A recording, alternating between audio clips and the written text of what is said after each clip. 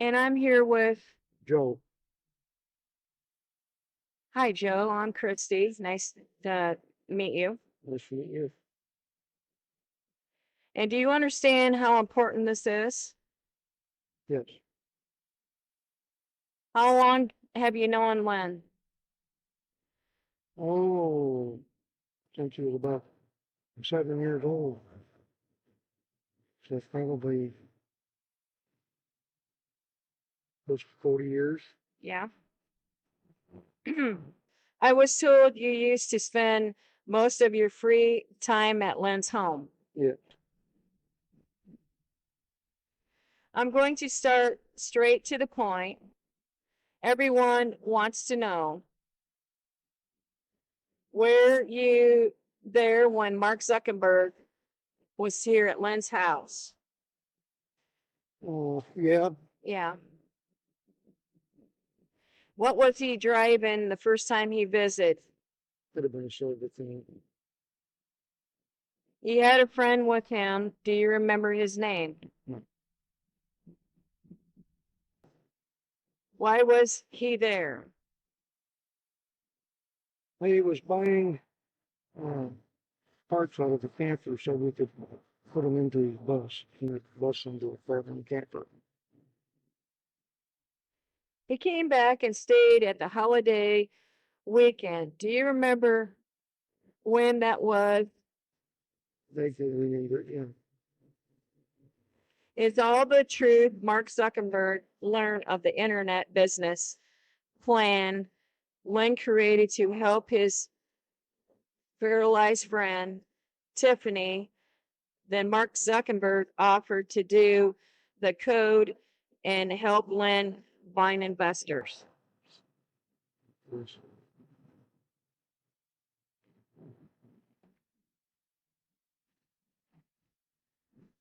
Mark Zuckerberg then decided, since he was going to do the code and found investors, he should use business plan Lynn created and started the business. Yeah. He promised Lynn that if he let him use it, he would see in return. Yes, he did. So he basically had told him that going on with this plan that he would also see invested and get something too. Yeah. You were asked by Lynn to be a witness to the business deal. Yeah. And Mark Zuckerberg had Haustein, the lawyer, also on the phone as a witness. That was also to do the legal work and putting it in writing for Lynn to sign. Yes. Do you remember the business agreement? What Mark Zuckerberg was to give in return for using Lynn's original work and his business plan, his ideal? A little bit about it, Yeah. It was at least a 15% return. Mark Zuckerberg also had to donate to free clinic shelters and help fund a cure for muscular diseases. If Mark Zuckerberg didn't do that, then he owed 20% and Lynn would donate to them. It was 15 cents or 20 cents on every dollar made using the plan, the entire involvement around helping Tiffany. Lynn hoped that his friend would walk. Did Mark Zuckerberg steal the business plan from Lynn to create Facebook? I hope so, yeah.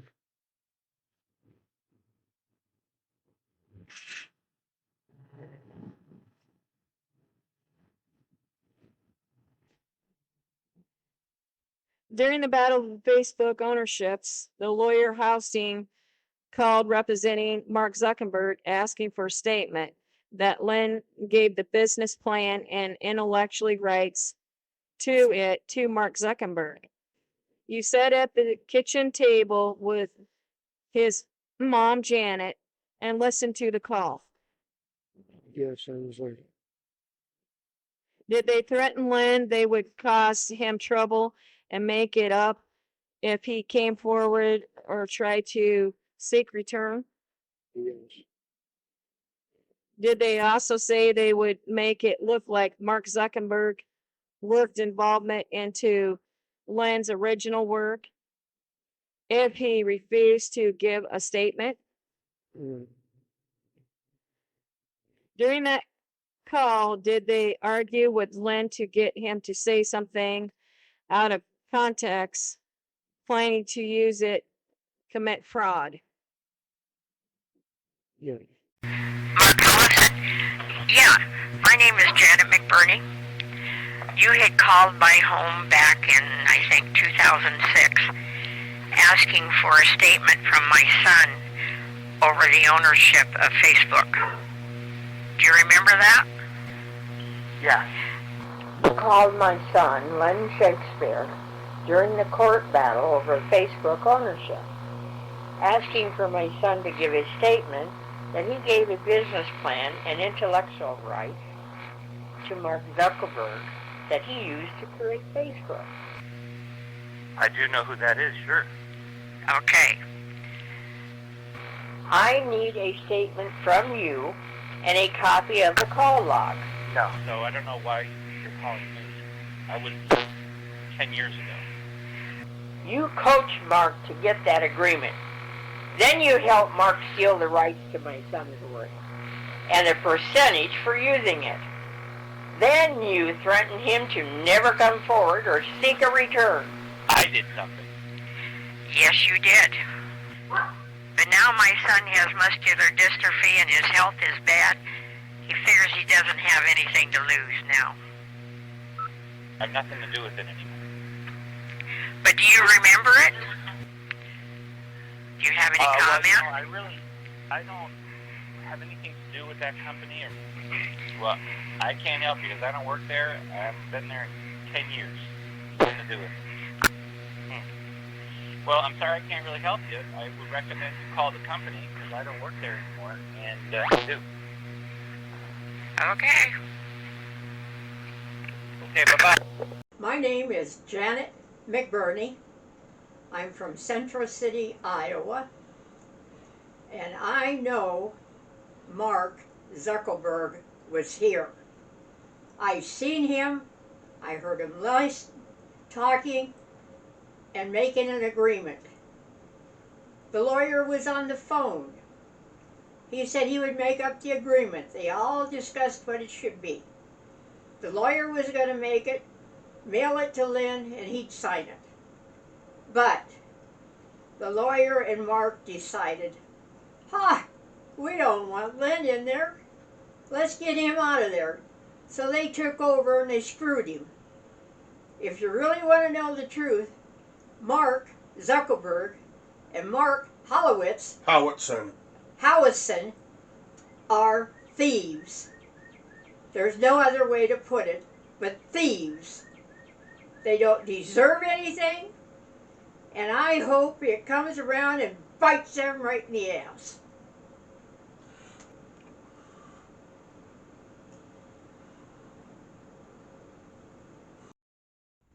I am Janet McBurney from Central City, Iowa. I am Lynn Shakespeare's mother. I remember what happened just like it was yesterday. Mark Zuckerberg and Priscilla Chan were at our home on a holiday weekend with their bus and the dog. And they were buying parts for the bus to turn it into a schoolie for school. And Mark wanted to know where he could go buy beer. I remember that. I told him no. And he said one way or another he was going to get anything he wanted. Yeah. Mark Zuckerberg was at our home when he learned of an internet social business plan that my son had been working on for 10 years. He had been trying to get it online. It was supposed to be for his paralyzed friend so she could socialize with people, to have more options, to bring the world to her and help other people like her. Run free clinics, shelters, and help find a cure for neuromuscular diseases so she could walk again.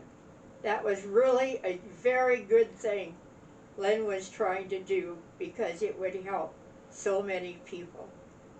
But Mark Zuckerberg and Mark Hollowitson had other ideas.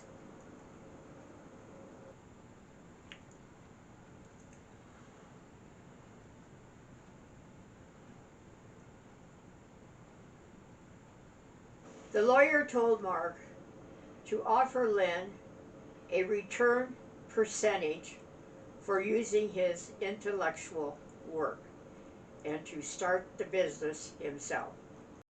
But then Mark decided the percentage was too high, so then he asked Len if he could have the rights to Len's intellectual work. Len said no. Then Mark went into a rage and said to Len, "I am not giving you a copy of the agreement." And then he went around destroying a bunch of things, trying to get rid of the evidence. Before Mark left, he stole Len's intellectual works. He would not return a phone call or an email. The next time we heard from Mark was during the battle of the Facebook. The lawyer called wanting Len to give a statement that he gave his intellectual rights to Mark. And Len refused. Then they tried to get him to say something out of context and recorded him. And the lawyer said, "We got it." And they told Len they were going to create a new creation history. And they threatened Len never to come forward or they would cause trouble even if they made it up. There was five people listening into that phone call, including a state trooper. Here's a question that everybody wants to know before we start this. So you were at my home, and you got to my home before Mark Zuckerberg did on a holiday weekend. Correct. Okay. What was I doing when you arrived? You were out by the camper van or something. Oh no, you were burning some paperwork. And I was crying, wasn't I? Yeah, you're crying like a little girl because you were pissed off because you've had these ideas and concepts of things, and I was trying to get them in the you were throwing them in a burn barrel, burning them. And I said I had to get burn barrel. And I said I had to get this one to work, the one most important one. Yep. Yeah. It was to help my friend. It was to help my friend Tiffany. So basically, it could, video talk like we are now, kind of, and it was a show what you've social. been doing. It was What you've been doing. Online business where everybody socialized, and then I used experiences from friends and family to create it. Like my sister worked at a marketing research firm, and I figured out a way to do all the marketing research from the actual postings that people talk about their everyday life and their hobbies, right? Okay. Yeah. Okay. So you were here when Mark was here. For a little while, yeah. Yeah, you left and something happened. I think that's when you had a problem with the local authorities and your car had it. Is that what happened? Was that weekend? You came down here to see the stripper? Oh, Angelique, yeah. Yeah, your car got. You can say it. fucked up. So the authorities took your car and they stripped it, right? Yeah. Yeah. Okay. All right. So you stayed here. So you stayed here at my home at night. Okay. Yeah. So you. Okay. So you got to see Mark Zuckerberg while he was here, but that night that you spent the night, I told you I think it's all going to work out because he was going to help me. Yeah. What did I say? Don't trust anybody. Get it? And get it what? And get it in writing. Writing. Yeah. Okay. And people fuck you over. Yeah, and he couldn't be trusted. Okay. So then his story changed, or his plans changed, and his lawyer got involved, Mark Howitson. And then Mark decided that he wanted to use my plan, and he offered to pay me a percentage, and Mark Howitson, that lawyer, was the one was helping him work out the business agreement. And then Joe, you know Joe. Unfortunately, yeah. Yeah, okay. So Joe, while on his work break, was here, and he was a witness during a business agreement between me and Mark Zuckerberg that also went by Marcel Elliott Zuckerberg. Okay. And the lawyer, Howitson, that was his friend and mentor, was his witness over the phone. Mark was supposed to record it and give me this copy, but he never did. Correct? And I remember because I left to go to Cedar Rapids to visit other people. Yeah. And then I went to where the fucking prison is. Anamosa? The JMP Cycle. Yeah, I went to Anamosa. Anamosa. Yeah. Yeah, I went there because I had a couple friends in Anamosa. That Heidi chick, I went to see her and a couple other people, and then I came back that night, and you were telling me about it. Okay. So then, Mark refused to give me a copy of the video that he did of the agreement, but I was still under the impression that the lawyer was going to give me the agreement in writing. That's why he was on the phone. But before Mark left, hold on, let's back up. But after that recording, Mark asked me to give him my intellectual rights to my work, which would have canceled out the business agreement, and I refused to. And that's when he said he wouldn't give me a copy of the recording. And after that, he went around trying to destroy everything that would have been proof that he was here. He formatted a digital camera. He opened up the back on a film camera. One camera came up missing, and then when we left, just before he left, he was using one of our cameras to take a picture of all of us at the end of the driveway next to a lilac bush, the family members. But after he left, we found out he stole everything. And I couldn't contact him. He wouldn't answer his email. I had his dad's email too, and he wouldn't answer that. He wouldn't answer a phone call. Okay, so that was pretty much the end of that. Okay, but then you were here again, and I think it was 2006. You were here again when the lawyer called. You were here again, but you got here. Yeah, I was, but I think it was in 2007 because didn't I bring Grayson down? No, you didn't have Grayson with you. No. So, all right. So I came down before Grayson, and then, no, it was 2008 I brought Grayson down. Okay. So, the lawyer had called, wanting me to give a statement that I gave that business plan to Mark Zuckerberg. And I said that if I did, I might see a return. Something. Right.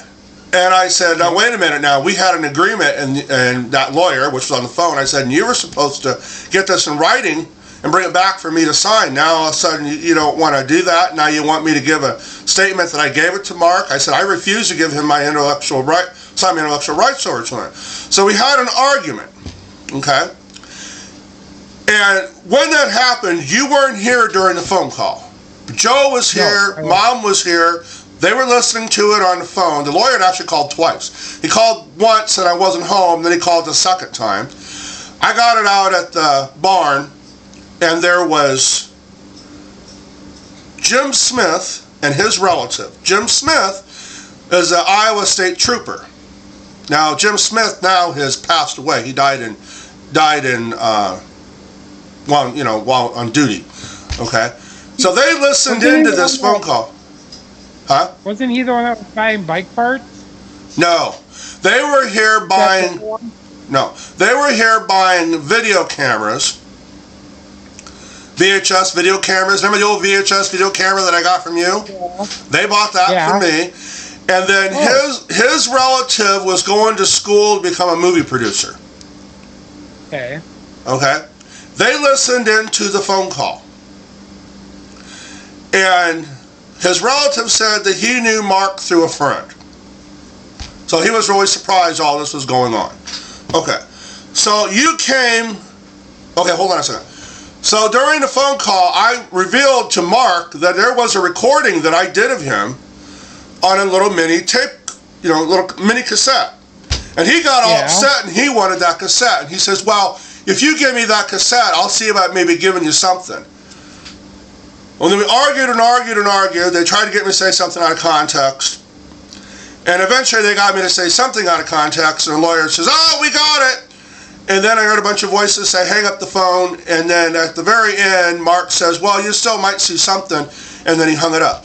You came back to my home that evening because you stayed here again. And I was really upset. I was in the barn trying to find that tape. Yeah. And you took a tape and you said, maybe you ought to just forget it. And you took a lighter and you started melting one of my little mini cassettes. Yeah, I remember. And I still have that cassette yet. Okay. So this is what they've been trying to hide. Now this is what is so important. I tried to get the FBI to answer an email, get past their call center. I sent them mail. They wouldn't answer a damn thing. Okay? Back in 2003, that's way before, when he ripped me off, I first called the authorities. They said, well, you know what? They sold your intellectual work. There ain't nothing we can do about that. So I contacted lawyers, and the lawyers said, well, you ain't going to be able to do anything until he uses your intellectual work. Well, here we go. Yeah. He used my intellectual work to create Facebook. Okay? Yep. Now, so here's the problem. I tried to come forward. If the FBI would have answered an email, a phone call, or got past their call center, they would have known that Mark Zuckerberg and that lawyer created massive fraud to win the ownership of Facebook. Now, if they would have answered that, then that means that those two would have been in jail or prison, right? And here's how it would have played out. Severin, that was here the first time with Mark, because Mark was here twice. First he was with the little car, with his best friend in college. That was Severin. Severin put $15,000 towards creating that online site. Not Mark. Yep. Severin did. Severin paid for everything. If the FBI would have answered those emails, phone call, got past the call center, the mail, the whole darn bit, Mark would have had a choice. He would have either had to pay me, right? He would have had to pay me, and I would have helped him, so I wouldn't be sitting broke right now. Or I would have worked with Severin. If Severin would have gave me a percentage in return, I would have worked with Severin, and most likely Severin would be the owner of Facebook. All right, let me ask you this. You know all these creators of the social media. You didn't have a name for it. It wasn't called Facebook. No, I wanted to call it my journey. Yeah. Yeah. All right. I want to know Hmm. how you know all these creators. How do you know how much money did they put in? How do you know all this? If you weren't involved in it, Okay. how would you know that? And the other thing, which There was I interviews saw, done. That's how I know how much money Severn put in, because there was interviews done.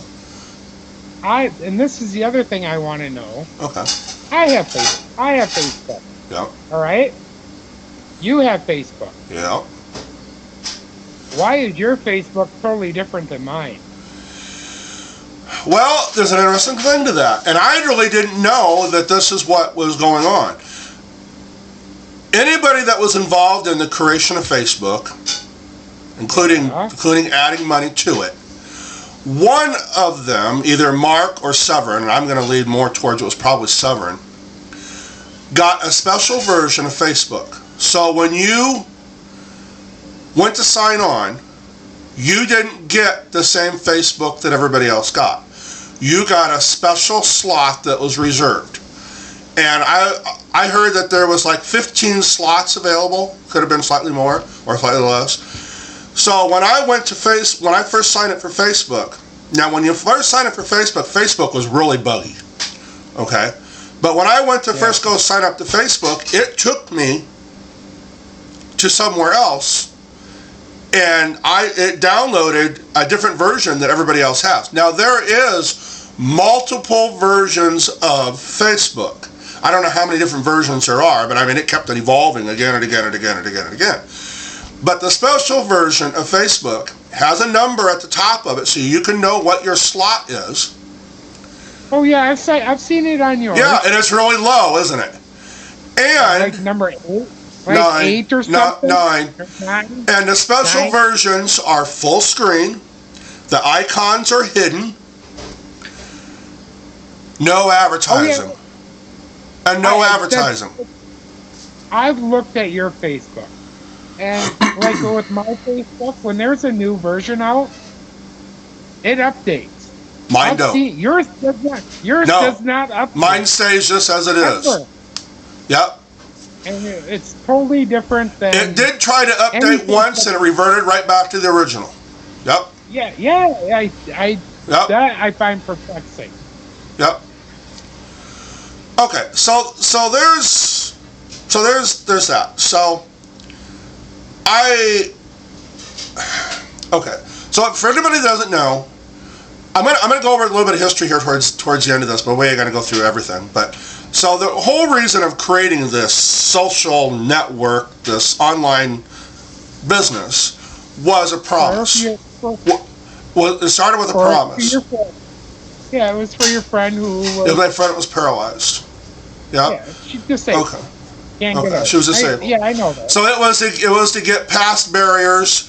When she came back from after having meningitis and she was paralyzed and she was hanging on to me and hanging on, I prayed a promise to her that I'd try to make the world a better place. And it was all because of her. And you know what? And if it wasn't for Mark being such a greedy, spoiled brat, it all would have worked. It would have employed people that couldn't get a job because of disabilities. It was to fund free clinics and shelters, which is interesting because his girlfriend that he had only known for just a short time was at my home, and she thought that was the greatest idea. Which, when they created the Chan initiative, I thought, hey, at least they're going to do that, but it didn't turn out, did it? No. So it all would have worked out if it wasn't for Mark. But now it's become this bloated up thing that doesn't resemble what it originally was supposed to do, and he's spying on everybody, and he's become this big thug. Yeah. Yeah, okay. All right. Did you see the video that Mark Howitson, Mark Zuckerberg's attorney, did after the Facebook battle hearing? It's very interesting. His answers are based on the fraud that they created. And I'm here to tell you the truth. Let me introduce myself. My name is Lynn Shakespeare from Central City, Iowa. Mark Zuckerberg never created the intellectual work that was used to create Facebook. Mark Zuckerberg's creation history is hiding a lot. And he took advantage of a very bad situation. And everybody should take notice of this. You should be getting me on the front page news. You should be getting me on TV while you can. And I'll tell you why everybody should be interested. Mark Zuckerberg got in trouble at Harvard. Everybody knows that. But what happened after that was he got into an argument with his dad. His dad told him he needed to figure out a way to make ends meet. Mark had an idea of buying a school bus and turning it into a schoolie and going to school at Iowa State in Iowa. While Mark Zuckerberg was getting ready to take classes at Iowa State, he had Eduardo Severin with him. The two of them drove to my home in Central City, Iowa, where Mark looked to see what I had to turn his school bus that he had just bought into a schoolie that he was going to live in at Iowa State, do videos of the experience, and put them online hoping to generate a profit. While he was at my home, he learned of the intellectual work that I worked on for 10 years. I started working on it since the beginning of the World Wide Web was available to the public. Now, that intellectual work that I worked on for 10 years, I started working on it because a female friend that was just getting ready to start college became paralyzed after contracting spinal meningitis. That intellectual work was to create a social site. That social site was to bring the world closer to her, for she would have more options, for she could have a constant contact between friends and family, the outside world. She could meet new people. She could have more options. When I worked on that intellectual work, I used experiences from friends and family. My sister worked for a marketing and research company. From her, I was able to figure out a way of collecting the research that you would normally collect on phone surveys and do it in the background with keywords. Another friend, my ex-girlfriend, she did advertising and design. I figured advertising and design could be sold. There was another way the money could be made from the site. But here's what happened. And this is why everybody needs to really take notice. This is one of the reasons why everybody needs to take a very serious notice about what happened. There's a 9/11 connection to Facebook through me. And here's how.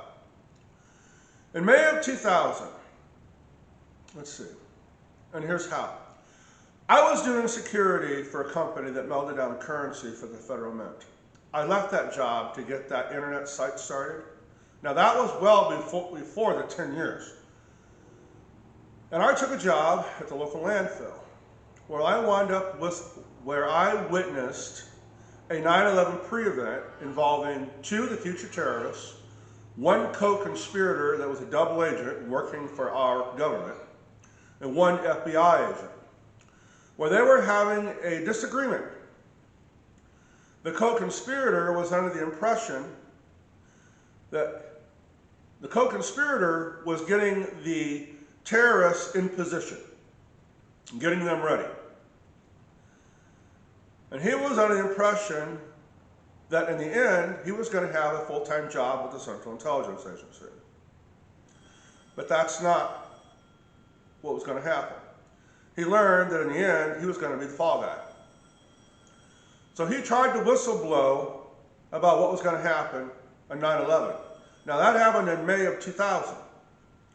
He brought into my building a container, and in that container had the plans of 9/11. A binder with government papers. I had to look at those papers and see all of the government officials that were involved in that planning. He brought in textbooks from the flight school. he brought in a piece from every place they had been. And it was very surprising, all the places that he had been connected to the government. An FBI agent seen what had happened, and he had ordered me to destroy that evidence. But the FBI wouldn't take it, they wouldn't touch it, because if they did, according to their rule, they'd have to accept that it existed. I refused to do that, and I was threatened with treason. They said they may kill my family and my friends and my co-workers, anybody they had to keep that secret. And in that conversation, I heard, I need to learn my place. That was not my first time dealing with the shadow government and the consortium group. I became a monitored witness after that. Now this is interesting because Mark Zuckerberg was at my home in 2003. This is when the war started. This is when the committee hearings were going on. 9/11 had already happened. But they wanted me to stay quiet. They monitored everything that came into my home. Anybody that visited, any phone calls going in and out, and my internet, and slowing it down to a creeping pace that a 1.3 megapixel picture took 5 hours to upload. There is no way that I could get that internet site online, and I needed to. Because my friend that was paralyzed left with her family to Seattle, Washington. And before that, we talked every day. And she needed to keep in contact with her other friends here in Iowa. I let Mark Zuckerberg stay at my home, thinking that I could make a little bit of money, and it just might piss off the Central Intelligence Agency and the FBI because there was somebody staying in my home from New York.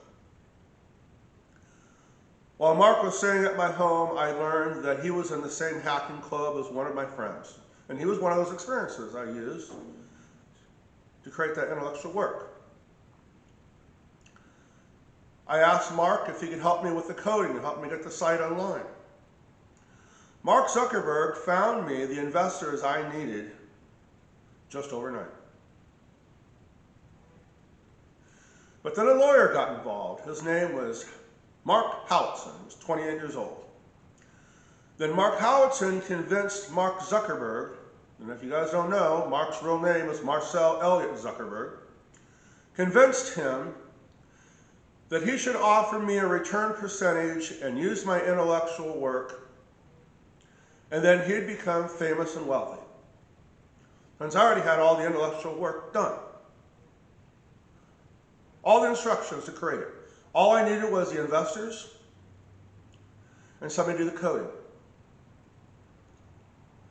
I did not want to do that. I said the only way I would do that if the return was high enough. Now, in that intellectual work, my plan was to take funds from that site and fund free clinics, shelters, and help find a cure for neuromuscular diseases so my friend could walk again. And I had bad health at the time, but I didn't know what was wrong with me, other than I had a serious eye injury from where I worked.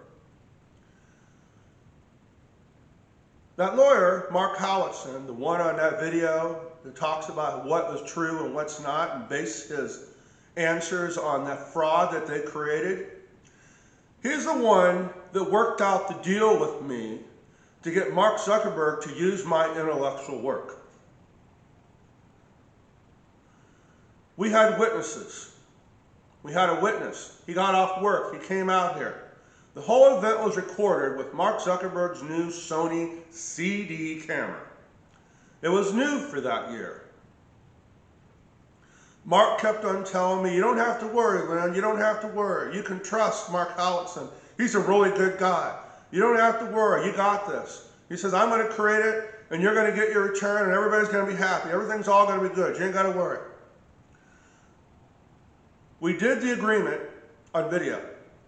Mark Howitson was also a witness over the phone that was supposed to get it in writing and return to me to sign, for both of us to sign, including the witnesses. Before the camera was shut off, Mark Zuckerberg asked me if I would say on camera, if I would give him my rights to my intellectual work, and I refused. And I said, if I understand this correctly, you want me to say I'm giving you the rights to my intellectual work, for you can call it yours. Yes, he said. I don't want anybody to know that it was from you. And that means I gave it to you free and clear. And if I do that, you don't have to give me a return. I'm not going to do that. Mark Zuckerberg threw a fit. He got violent.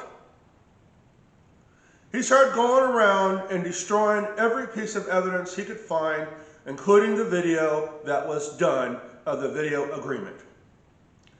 He said that if I wouldn't give him a video recording saying that, then he wanted no proof that he was there, so he was going around and destroying what he could. He was taking, I had used multiple cameras. He was going around and opening up the back of film cameras, formatting digital cameras. He did everything he could to try to cover his tracks. After I didn't agree to say that I gave him my work, my intellectual work, okay, after that, I went out with a tape recorder, and we talked for, well, until the entire mini tape recorder was filled up, talking about this idea. Now, before that, Mark had talked to me and recorded me as we were talking about it. But Mark couldn't figure out how to do it on his own. He needed my intellectual work. He couldn't figure it out. He wasn't smart enough. You ever hear people say that when he talks about Facebook, he really doesn't understand how it works? He just got it online and everybody else runs it. On the last day, Mark Zuckerberg asked me to talk to Priscilla while he was getting ready and not bother him. And Priscilla tried to occupy me, as Mark Zuckerberg didn't just go around and try to cover up his tracks. When he left, he stole my entire intellectual work. Now, in that notebook was in a portfolio. And in that notebook had other plans in it. Now, when he left my home, I tried to call his dad. His dad said, I never heard of him. I tried to call his lawyer. Couldn't get an answer. Everybody would avoid me. Mark went around with my notebook, flashing around. Look, he kept on saying, look, somebody gave me the plans for his social site. They gave it to him. You know, Mark said he gave it to him. Somebody gave it to him. But I never gave it to him. He lied. Mark Zuckerberg got on Good Morning America. Every answer him and Sovereign gave was bullshit. Every time I tried to get help, I couldn't. And you want to know why? The Federal Bureau of Investigation and the Central Intelligence Agency and that shadow group of the government, the consortium group, knew that if I got on TV, there's a possibility it might reveal that they were involved in 9/11. Now, when they were here, there's proof that Mark was here. My phone's conversations were recorded. My internet was recorded. There was people out here with telescopes, you know, big lenses and cameras watching us. There was a vehicle parked up here where they had the passenger side seat gone and a blazer, and a camera mounted to it on a remote watching us. The first day that Mark was here, there was 2 agents right next door where they're building a church, holding a parabolic dish, recording me talking to Mark Zuckerberg. Mark Zuckerberg and Mark Howitson used that situation against me to steal that intellectual work. And it's looking like they helped Mark and Mark Howitson get by with that fraud. Well, they wouldn't help me. I tried to get involved in the Supreme Court case, and I was told nobody is ever going to know who I am unless I can come up with $1 million to blow. But the Federal Bureau of Investigation and the Department of Justice should have jumped on it and helped me. They should have figured out some way that they could have separated me being that witness and Mark ripping me off. But they were sure that if they did, if the public didn't find out through me, they would have found out through Mark. Wanna know why? I was feeling so bad about that when Mark was here, I told him about what happened. He could see all these vehicles and all these FBI agents and the helicopter going over, the guy hanging out the camera watching us. So I told him. You know how much he owes me? The deal was 15% return on every dollar made from using that business plan. And then he had to donate to free clinics, shelters, and help find a cure for neuromuscular diseases. The Chan Initiative, I was under the impression that was going to wind up being them doing that. The free clinics, the shelters, and help find a cure for neuromuscular diseases. But it was all just a show.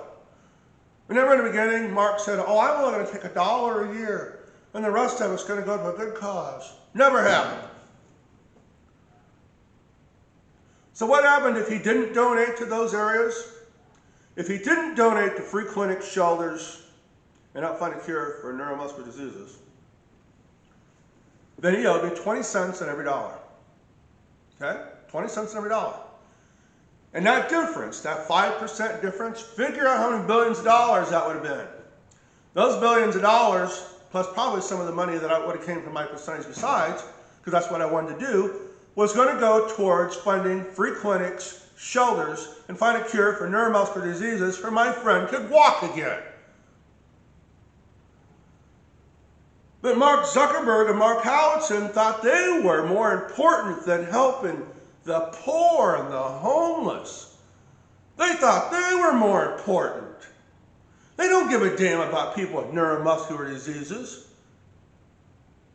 And Priscilla Chan, I really think that she went all along with this and she married Mark Zuckerberg just for a piece of the prize. So now what about me? Well, after that 9/11 bit, and I was totally against it and trying to whistleblow it, I've been pretty much blacklisted and abused by the government and left flat broke.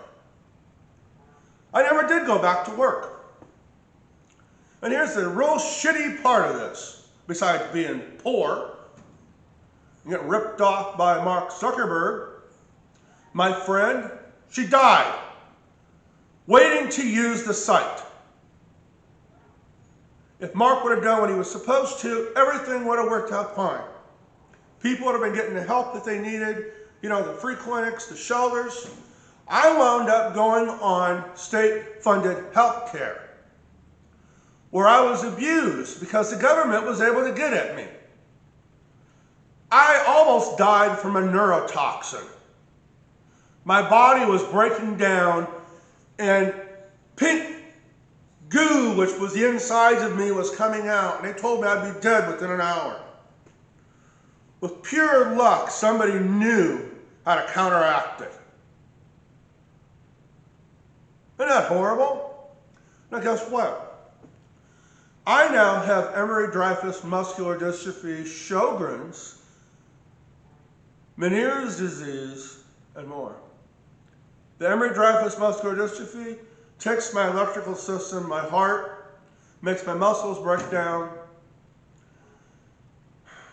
The Sjogren's makes the, I can't think of it.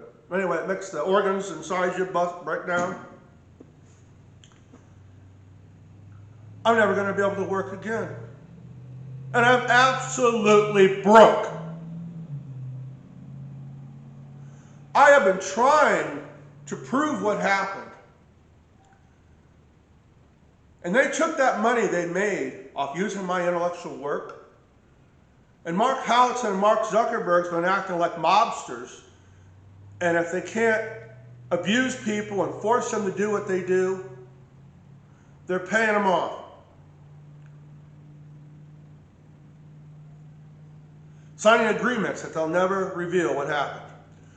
Do you remember? Now, here's an interesting thing to that. Mark Howitson and Mark Zuckerberg called me during the battle over Facebook.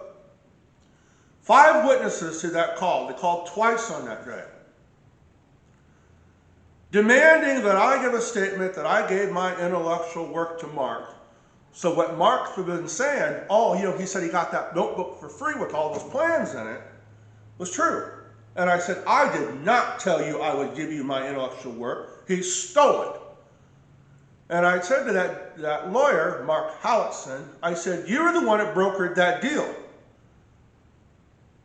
That business agreement was recorded with witnesses, and you're one of those witnesses on the phone that was supposed to get it back to me in writing for both of us to sign. I said, you scammed me. You took advantage of a bad situation, and you guys are creating fraud.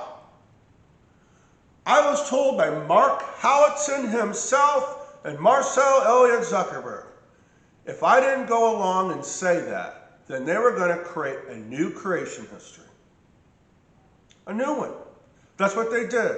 They committed fraud and took it all the way to the Supreme Court. That lawyer needs to be in prison. And Mark Zuckerberg and Priscilla Chan, they need to have some serious charges against them too. But now Eduardo Severin, he's the one that fronted the money at the beginning. And I could see where he kept his mouth shut. They made him sign a non-disclosure agreement too after he took a percentage at the end on the corner, never to reveal the truth. That's why nobody's heard it. But during that conversation, when we were arguing back and forth, they got me to say something that they were going to use out of context to make it sound like I did give him my intellectual work. And that lawyer says, we got it. We don't need anybody anymore. Mark, hang up the phone. But there at the very end of the conversation, Mark Zuckerberg says to me, well, you might still see something in the end. And abruptly the phone call ended.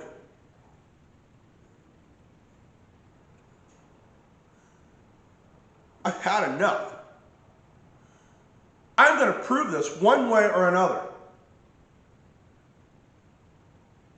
Get me on TV. Get me in the newspapers. Get everybody that does podcasts to do an interview. Let's get this very clear here. How many people got an interest in 9/11? How many people have you ever known that was actually so close to it that they talked to the terrorists, talked to the co-conspirator that was a double agent, talked to the FBI, and was ordered to destroy the evidence and seen the plans? I'm the only one. You need to take advantage of it while you can. There are some important witnesses I was unable to get a statement from. My sister is one of them. She was one of the key people helping me at the beginning, creating the business plan that Mark Zuckerberg used to create Facebook. Without her, the whole plan wouldn't have came together and worked. My sister worked for a marketing research firm in Marion, Iowa. At the time she helped me on it, her health was bad. I would come to see her after work about 1 o'clock in the morning and check on her. And usually bring a pizza. One of those early mornings, when I was discussing the plan that I wanted to create, she gave me some tips, and those tips made it all work, made it all come together and work. Now, after Mark stole my intellectual work and Facebook came online, it seriously hurt the profits of that marketing research company. The office in Marion, Iowa closed. My sister felt that it was most likely her fault. But let me say this. She did not reveal any trade secrets. And she has said to me that she signed a non-disclosure not to reveal any, but she did not reveal any. I think that is the main reason why she won't give a statement. She's been mad ever since the site came online. Two other witnesses are James Smith, the state trooper from Independence, Iowa, and Jeffrey Smith, his brother from Wiley, Texas. They were at my home when Mark Howitson called representing Mark Zuckerberg twice on that day. Jeffrey Smith knew Mark Zuckerberg through a friend. Small world, isn't it? They were surprised when they were listening into the phone conversation when Mark Howitson represented Mark Zuckerberg, demanding that I give a statement that I gave my intellectual work to Mark Zuckerberg that was used to start Facebook, and I refused. They listened to that conversation as Mark Zuckerberg and Mark Howitson argued with me, trying to get me to say something out of context, and they eventually did, and Mark Howitson yelled, "We got it!" Mark Howitson and Mark Zuckerberg threatened me to never come forward or seek a return, or they would cause me trouble and make it up. On that phone call, Mark Howitson and Mark Zuckerberg said they were going to create a new creation history that made it look like my work was actually Mark's work and his work evolved into it. Did you hear that? They committed intellectual property theft, working together. The lawyer instructed Mark how to go around the law, not to get caught. The lawyer used his position to go around the law to create the fraud, the new creation history. And they used that fraud, that new creation history, all the way to the Supreme Court. And as long as nobody knew the truth, they got away with it. Eduardo Severin, he knew the truth, because he was at my home the first time with Mark Zuckerberg.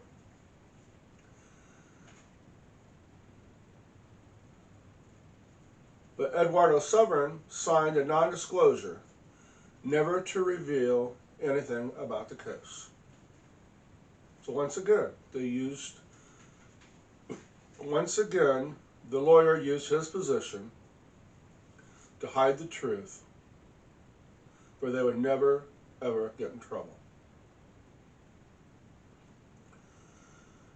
Now, those two witnesses,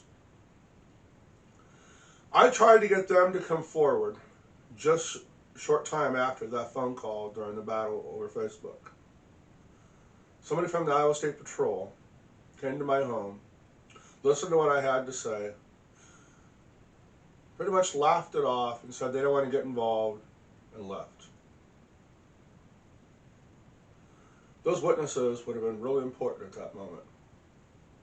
They would have really made a difference. But all the lawyers that I contacted told me that it would have taken $1 million to start to get involved in the case. You would think the Department of Justice and FBI would have represented me, but they didn't. After being diagnosed with Emery-Dreifuss muscular dystrophy and Sjogren's, I contacted a lawyer again, and the lawyer told me, instead of going after Mark Zuckerberg, go after Mark Howitson, since Mark Howitson used his position to instruct Mark Zuckerberg how to go around the law. I once again gathered up witnesses. We did videos, and I put up ads trying to find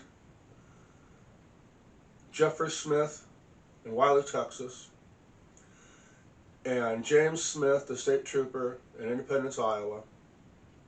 I was contacted by someone claiming to be James Smith, the state trooper. And that person had knowledge of what had happened. And he told me in an email that being a witness should be worth something. It should be worth a lot. And if I can't come up with something, then maybe the other side would. Emails were exchanged for some time,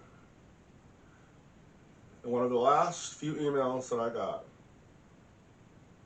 James Smith contacted me in an email and said him and his brother were offered more money than equal to winning the ultimate lottery for a non-disclosure, never to reveal what they heard on that phone call. I sent another email to him begging him, please, please don't do this to me. I need your help. He sent me an email back and said, I really wanted to help you. I really did. And I know it was the right thing to do. But I needed money. And I just can't, it's just such a large amount, I just can't turn down that opportunity. A few hours after that, the case to disbar Mark Howitson, that was all the way up to the Supreme Court for an appeal, was dismissed. A few hours after that, James Smith, the state trooper, died in the line of duty. Over the years, I have still been trying to contact Jeffrey Smith and James Smith's wife. You would think that if they didn't take that money, and if somebody else portrayed them to try to get that case dismissed, to waste time, that they would come forward and give a statement. But they refuse. So we can only assume that James Smith and Jeffrey Smith took a large amount for a payoff to derail justice. Isn't that sad? Now, James Smith, there's a memorial after him. You would think that somebody would come forward to defend his legacy. Now, I'm going to be writing a book, and that's going to be in it, and I have messaged her and told her, if you don't want that in there, then you need to come forward and do a video interview with me or an audio interview with me that's recorded to defend him. Nobody will do it. So you have your answer.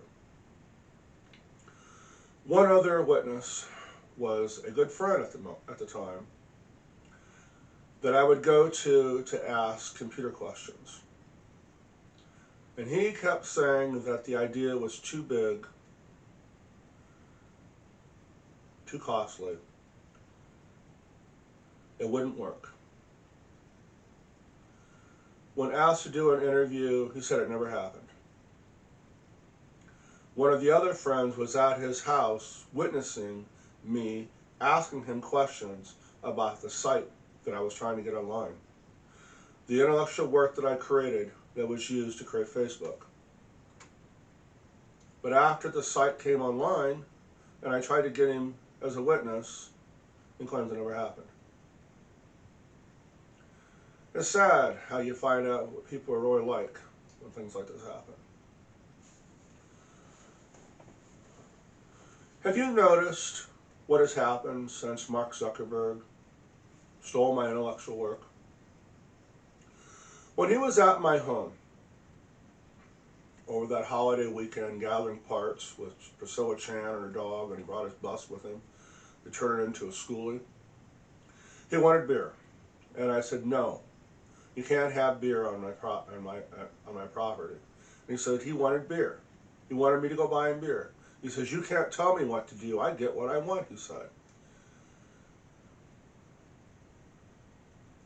And at another time, when I was talking to Mark, he said that he gets to do what he wants. Nobody tells him no. He answers to nobody. He doesn't answer to anyone or any God. He has no moral compass of what's right and wrong. What he wants, he gets.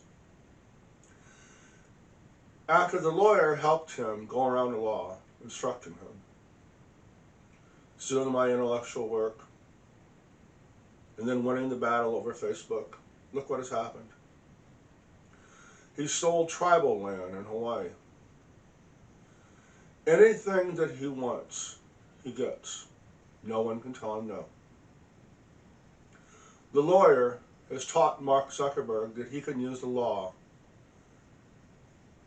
to his advantage to get anything that he wants. The witnesses trying to get him to come forward, he has went around and paid people for non-disclosures, never to reveal what happened. Or he's abused people to get what he wants. Look what he saved himself. He owed me 15 cents on every dollar, or 20 cents on every dollar earned from using my intellectual work. He owes me billions.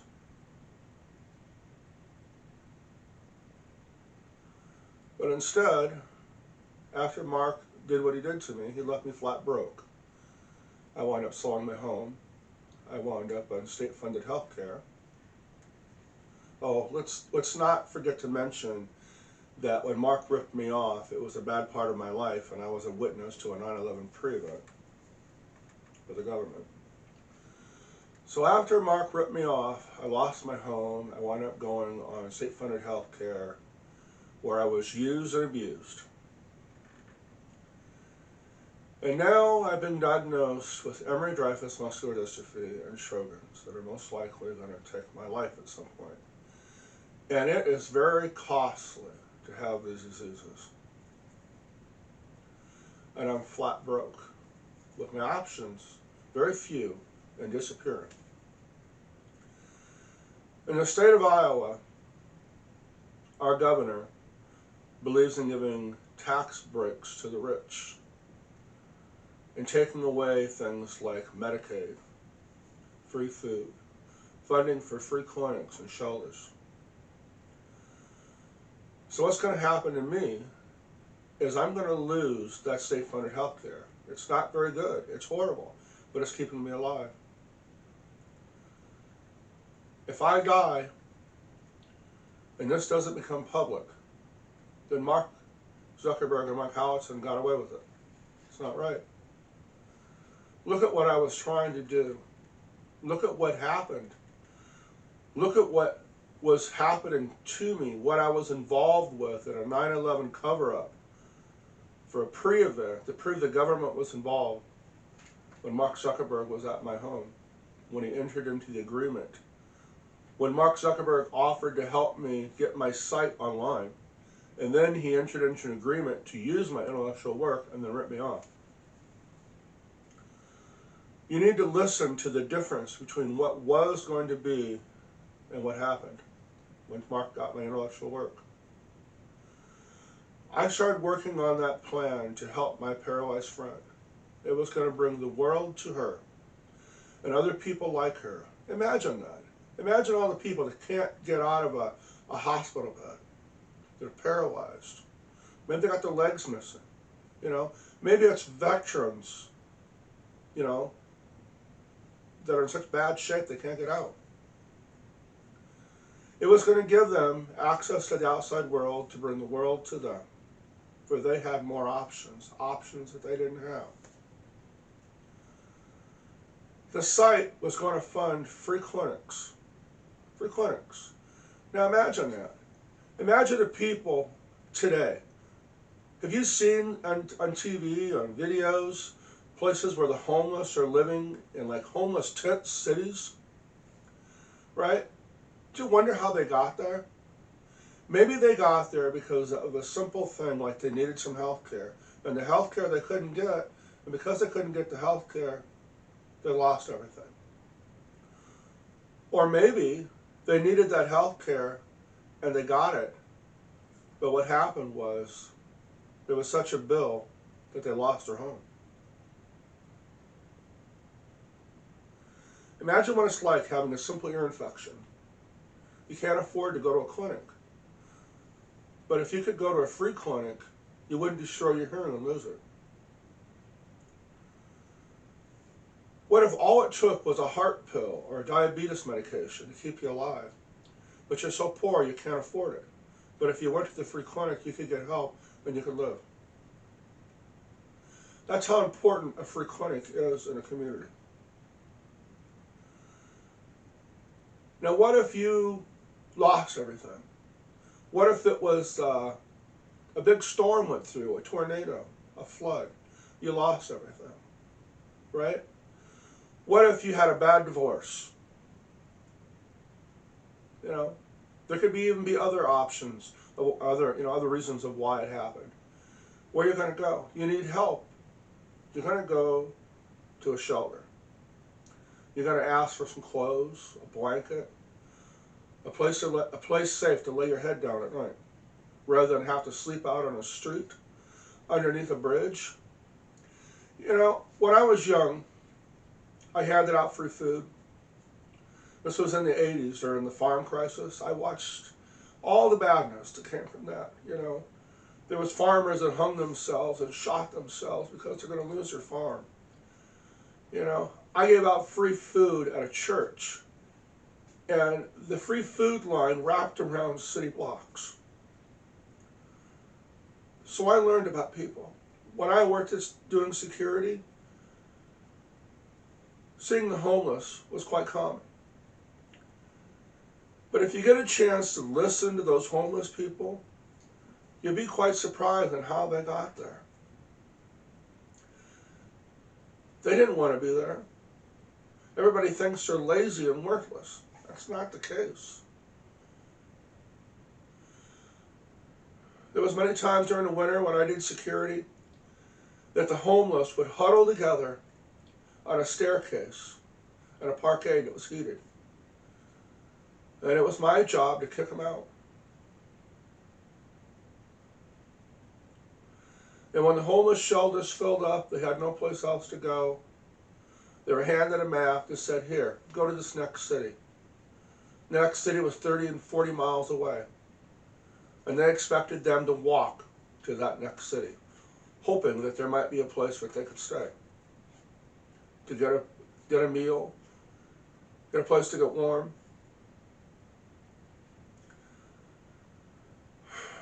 Mark Zuckerberg, in that business agreement for using my intellectual work, was also to help fund a cure for neuromuscular diseases.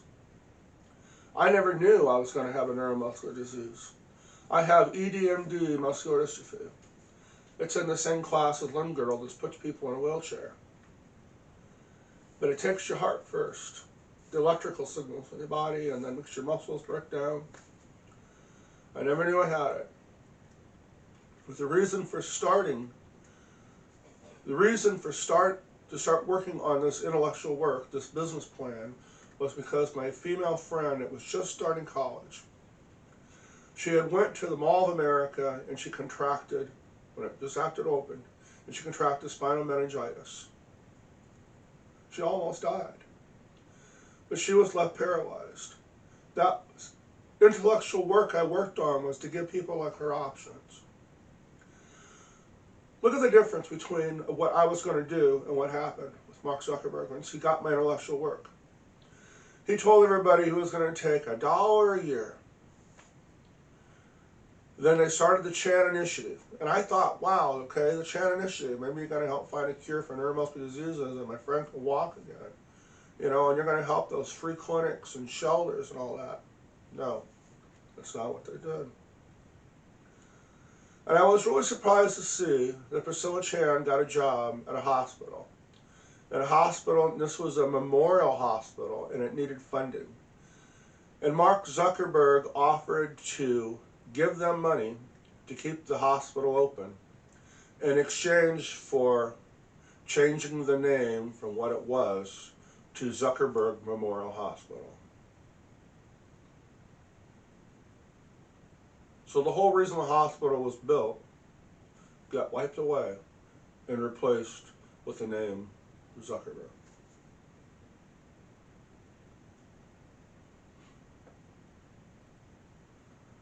Look at all the bad that has happened from Mark Zuckerberg. Look at all the bad. You know, I contacted the FBI just shortly after Mark ripped me off. But now let's get this very clear. I was a monitored witness by the federal government because they didn't want me to reveal that 9/11 pre-event. So they knew. They were monitoring my phone lines and my internet. But when I called the FBI and asked them for help, there was nothing they can do. Mark Zuckerberg used my intellectual work, started the site. I contacted the FBI again. Nothing we can do.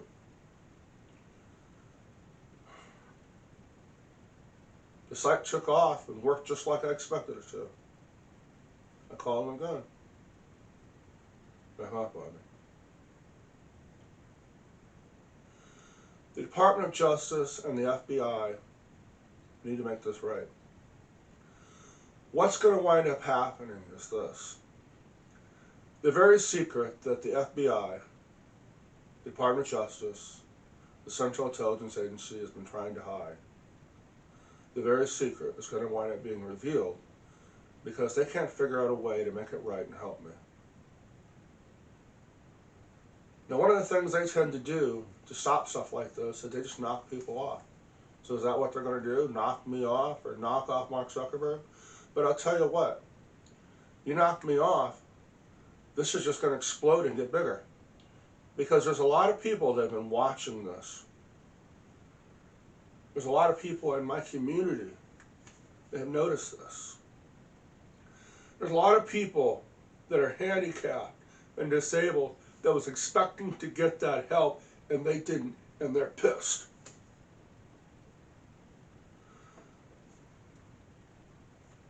That's all I got to say.